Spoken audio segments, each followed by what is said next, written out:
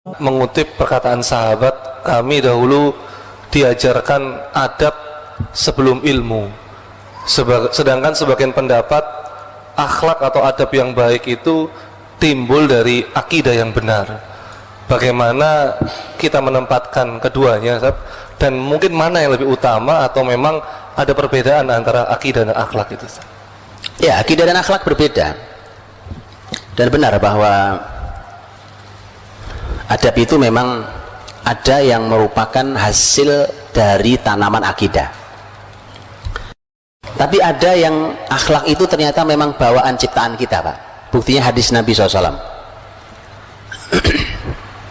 Ketika Nabi SAW kedatangan utusan di tahun Amul Wufud, tahun 9 dan 10 Hijriah, salah seorang pemimpin suku yang datang, Al-Ashaj Ibn Qais, dia datang kemudian dipuji Nabi.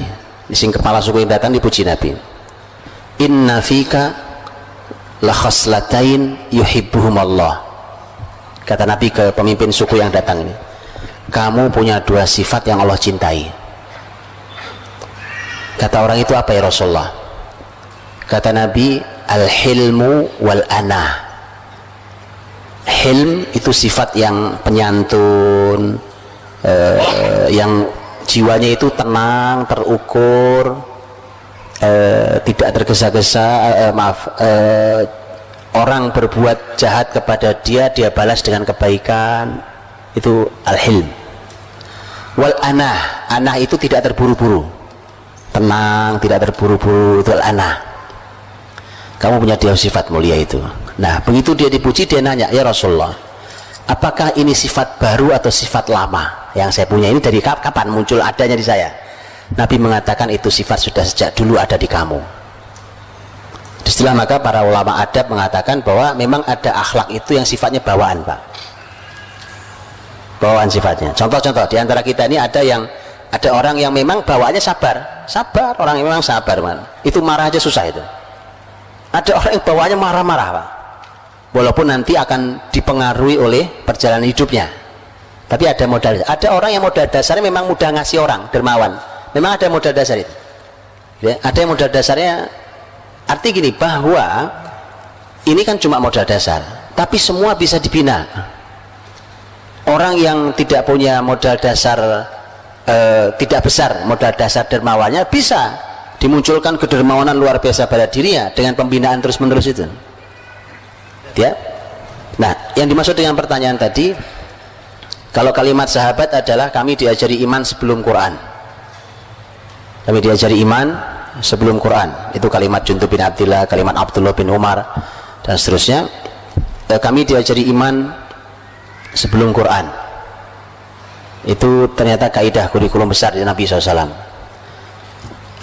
Tapi kalimat bahwa adab sebelum ilmu itu juga benar.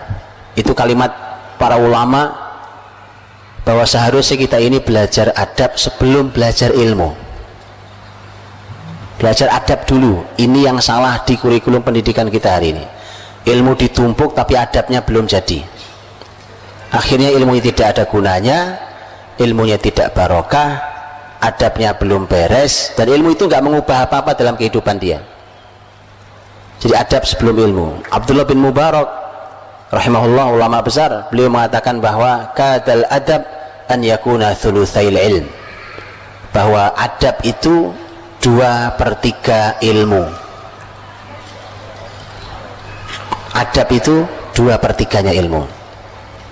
Artinya ketika kita kehilangan adab, kita kehilangan 2/3 ilmu. Jadi makanya anak itu memang harus diajari adab dulu. Adab dulu harus diajarkan.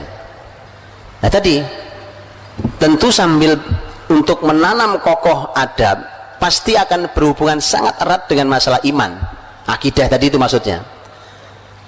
Jangan salah memahami ya. Belajar akidah itu bukan belajar kitab, bukan. Ayo kita buka kitab tauhid, kitab akidah, bukan itu maksudnya. Lah anak kecil kalau diajak bagaimana ngerti anak kecil itu?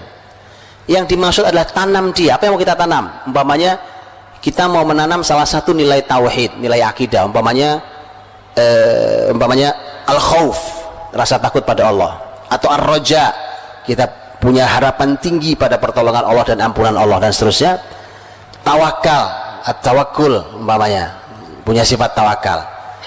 Yang begitu-begitu itu ditanam bukan pakai teori buku. Kesalahan kita belajar tentang tauhid adalah seperti belajar filsafat. Itu kritikan Al-Ghazali terhadap proses pembelajaran tauhid yang salah. Itu salahnya, Pak. Apa itu pembelajaran filsafat? Belajar tauhid, akidah, tapi muter-muter di kepala. Cuma jadi wawasan kan? Filsafat itu kan muter-muter aja di logika orang.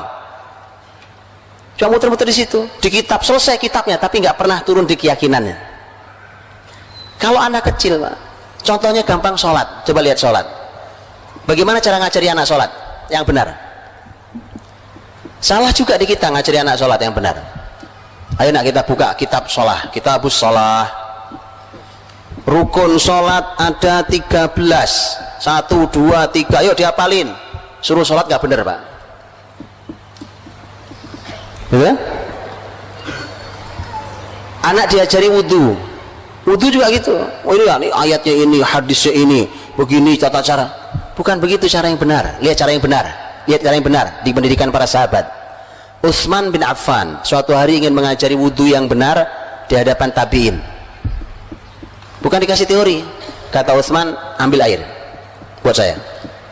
Begitu diambil air, baik, tuangkan airnya. Kalian semua lihat saya cara berwudu. Dia wudu dari awal sampai akhir, kemudian terakhir Utsman berkata, beginilah aku melihat Rasul berwudu. Lihat, paham, Pak? Teori nanti. Ilmu tajwid kapan munculnya? Zaman Rasul atau bukan? Bukan, nggak ada ilmu tajwid zaman Rasul. Idhar, idgham. Makanya kita selesai ilmu tajwid suruh baca tetap aja berantakan. Karena teori, Pak. Ini kesalahan kita mengajarkan tauhid dengan teori. Teori itu nanti.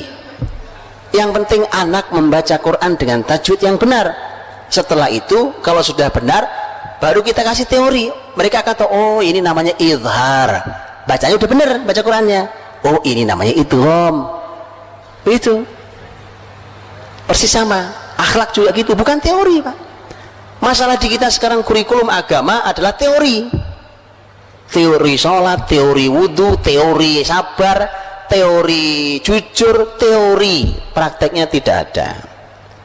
Jadi bukan teori, ditanam di mereka. Jadi teori nanti, kitab nanti kita lahap, kitab nanti. Di usia-usia awal bukan teori, tetapi ditanam. Baik, wallahu a'lam bishawab.